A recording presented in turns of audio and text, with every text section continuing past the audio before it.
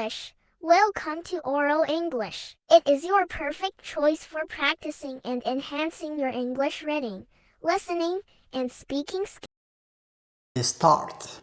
Har'a jechoota guyyaadhaa gara guyyaatti baay'inaan fayyadamnu sadi ilaalla. I thought, I'm not, where have you been? Isaan kana sadan tokko tokkootiin ilaallaa jechuudha fakkeenya fayyadamneeti. Good. Yeroo hedduu akkasanatti fakkaatee ture. Akkasan see. Kanatti fakkaatee ture. Akkanatti fakkaatee ture. Akkasan see.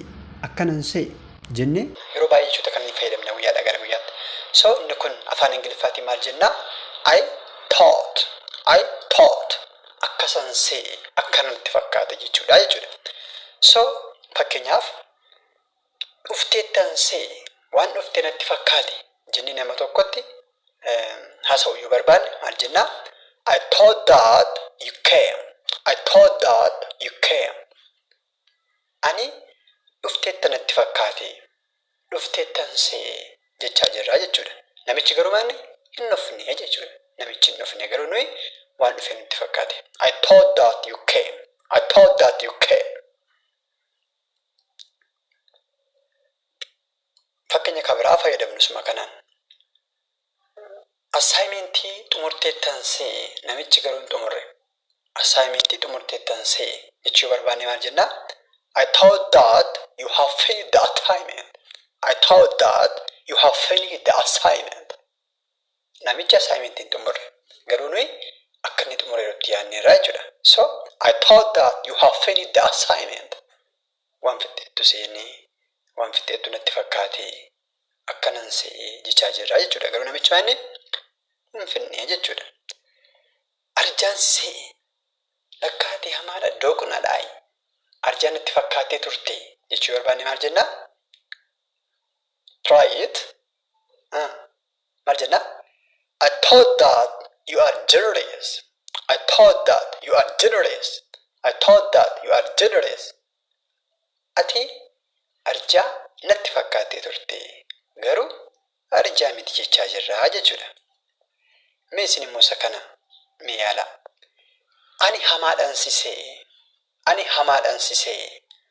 Ani hamaadhaan sisee jechuu yoo barbaanne afaan Ingiliffaatiin maal akka jennu? Just leave it in the comment section. Leave your answer in the comment section. So gara lammaffaatti dabarru. I'm not. Inni lammaffaan I'm not.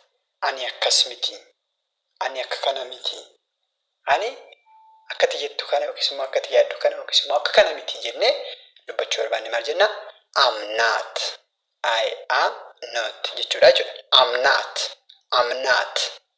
So fakkeenyaaf ani sassataa miti. Lakki ani sassataa miti jechuu barbaanne maal jennaa? I'm not greedy. I'm not greedy. I'm not greedy. Ani sassataa miti lakki. Ani sassatu jechaa jirra jechuudha. So I'm not greedy. Inni kabiraan lakki ofittoo miti ani. Lakki ofittoo miti ani jechuu barbaanne maal jennaa? Maal jennaa? Who can try? Good. I'm not selfish. I'm not selfish. I'm not selfish. I don't selfish jenna? No. I'm not selfish. I'm not selfish. Ani ofittoo miti. Ani ofittoo miti jechaa jirra jechuudha.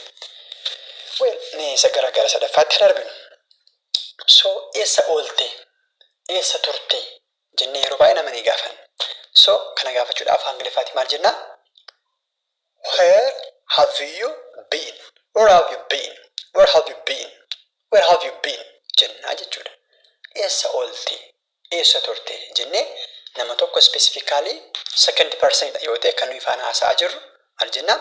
Where have you been? Where have you been? Where have you been? Jennee eessa oolte jennee gaafachuu ni dandeenya jechuudha. Yoo abaluun eessa oole jennee waa'ee third person haasofna yoo ta'e third person ta'e singular yaa ta'u or plural. So waa'ee isaa haasofna ta'e fakkeenyaaf caaltuun eessa oolte jennee nama tokko gaafachuu barbaanne where has Chaltu been? Where has Chaltu been? Where has Chaltu been? Subjectiin machi keessatti fayyadamne singular dha yoo ta'e kan nuyi fayyadamnu maal ta'a? Haasii ta'a jechuudha. Yoo subjectichi pluralidha ta'e immoo maal ta'a? Haavii ta'a jechuudha. Where has Chaltu been? Or where has Tolaa been? Where has Tolaa been? Tolaan eessa oolee? Achuman ture jennee immoo deebisuu barbaanne. Achuman ture. Bakkuma sanan ture jechuu barbaanne maal jenna? I have been there. I have been there. Ture jennee deebisuu barbaanne I have been there. I have been there jechuu dandeenya jechuudha.